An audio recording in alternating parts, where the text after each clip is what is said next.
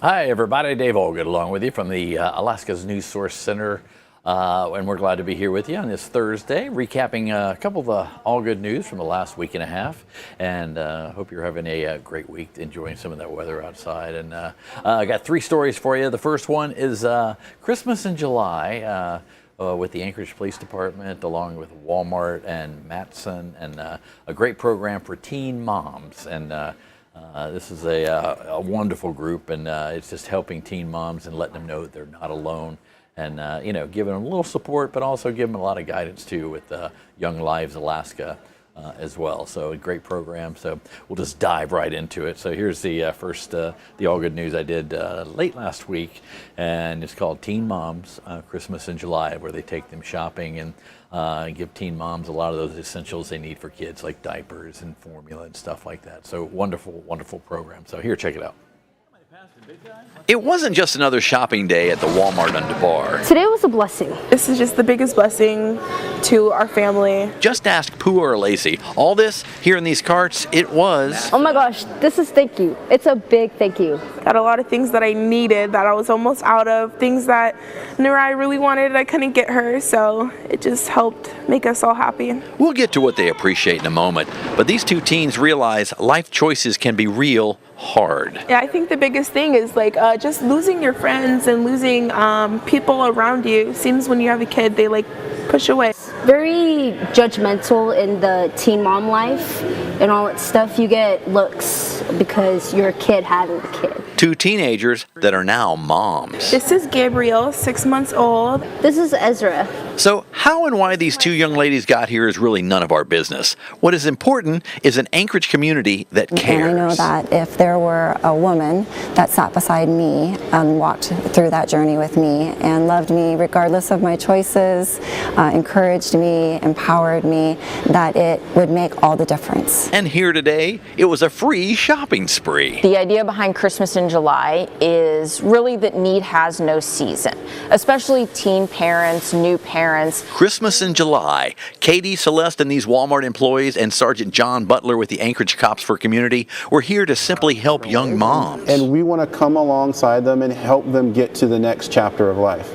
And so we're so much more than responding to moments of crisis. We actually like to create moments of harmony or happiness. So with some grant money and partners Walmart and Matson. And those moms actually not only shopped for themselves for a little bit, but they helped us pick out all the items for all the other teen parents that are going to receive these gifts. So all of this was more than just a shopping spree. It was a caring caravan lifting burdens. It's okay. And to be able to have Young Lives, a group, come alongside them when they don't feel like they have hope is everything in life. It helps them be able to take the next step, to be able to get out of bed, to be able to think beyond the moment, right? So for all the teen moms, the bottom line from a teen mom? Your life isn't over. You got more time. Just keep pursuing. Don't give up. So the carts are full and so are hearts. And that's There are more better days than bad days. the Allgood news. That is wonderful. That is just so wise. That really is. Yeah, nice stuff there. More better days than bad days. How's that for a teenager with a kid giving us advice on life, right? So Anchorage Cops for Community is a great program run by John Butler over there at the APD, and he's a big guy. And we got their big clothesline project coming up this weekend as well, where they offer up free haircuts, free stuff for kids going to school, and it's a great program. And they package it like you're going shopping, and I'll explain more about that later. But either way, Christmas in July, great program in association with so many people here in the community. And again, for teen moms, I want to thank Matson, Walmart, and also Anchorage Cops for Community, which is a great program where cops just aren't doing police stuff, they're actually helping out in the community. So great program, thanks to those guys. All right, next story up is a lovely lady named Sarah Eliason, who passed away at the age of 98. She came here in 1957 when she was 32 years old to start Susitna, the Girl Scouts, and she was going to be with Susitna Girl Scouts, which eventually became Girl Scouts of Alaska, and she just passed away, and she was a treasure in Eagle River as not only a Girl Scout leader, but also an education leader as well, elementary school teacher as well. So this is Sarah Eliason's Allgood News that aired just earlier this week.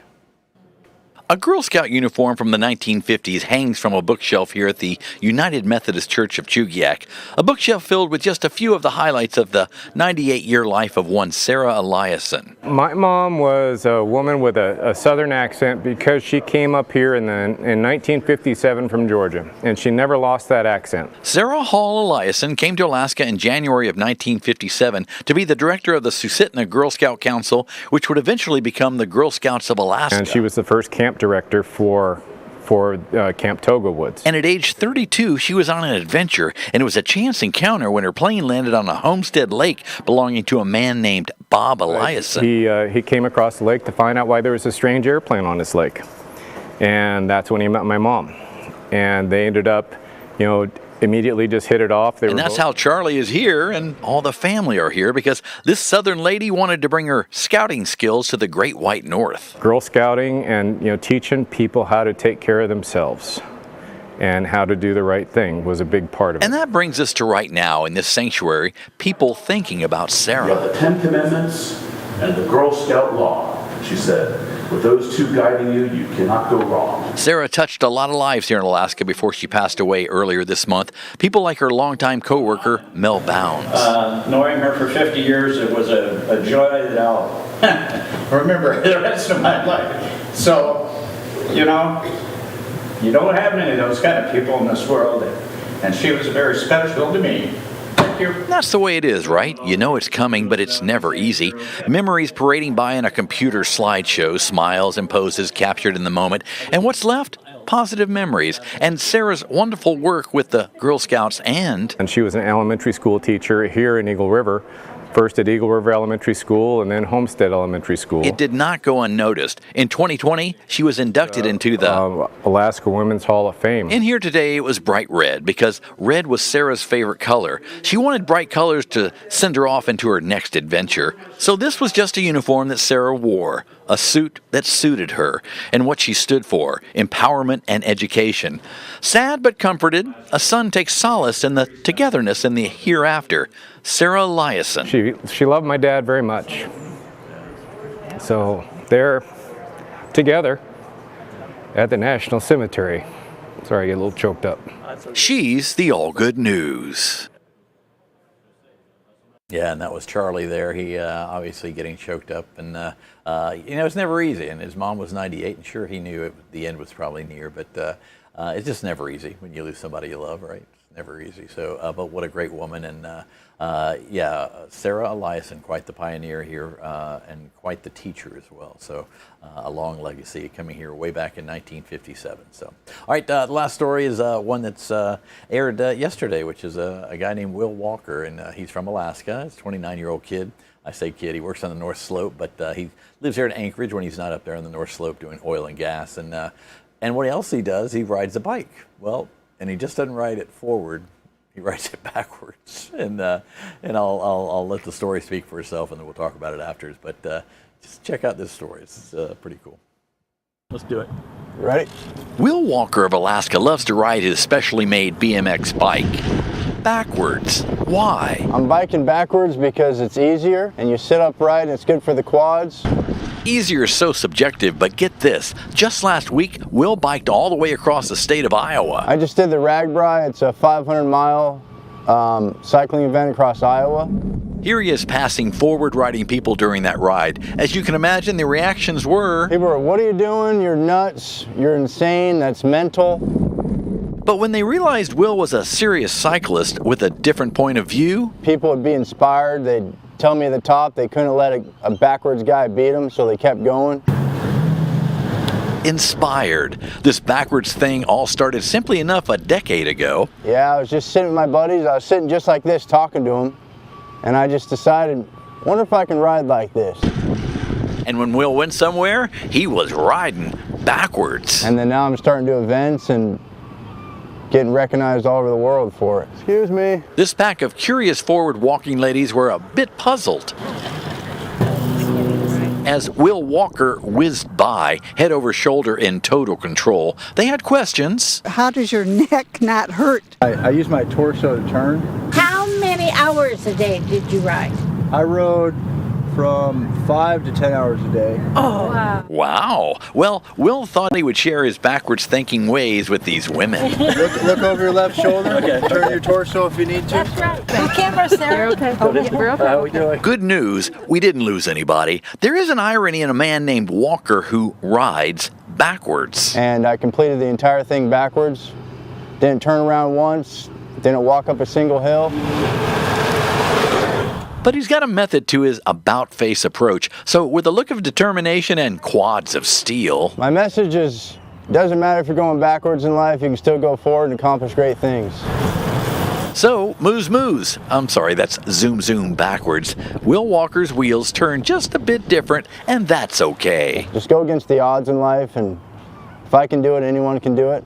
So Will says, look where you're going, but don't forget the past. And that's 1, 2, 3, backwards! the Allgood News. Isn't that crazy, right? He just, it's amazing. People are like, how is that? How is it comfortable? Here's the questions he got. Like, are you sitting on the handlebars? Yeah, sits on the handlebars. But he did put like a pool noodle or something on there. And he rode 500 miles across Iowa. That ride is called Rag Bry. Yeah, I know. But it's usually 30,000 road cyclists do that. And he did it backwards on a BMX bike that was built, by the way, at the bike shop over on Northern Lights. They built it specially for him. So. But yeah, and if you've seen his legs, he's a serious biker. So good luck to Will Walker. And his message, he just wants to send a good message that you can, no matter what happens, you can get your life together. So, all right, man, if you guys have any ideas for the Allgood News, please email me at allgoodnews@ktuu.com. That's allgoodnews@ktuu.com. All right, you guys have a great one, and we'll see you on the CBS 5 and also the NBC2. Thanks so much for watching, and we certainly appreciate you, tuning in, watching, and keeping us in business. All right, you guys have a great weekend, and I'll see you back here next Thursday. All right, toodaloo, everybody.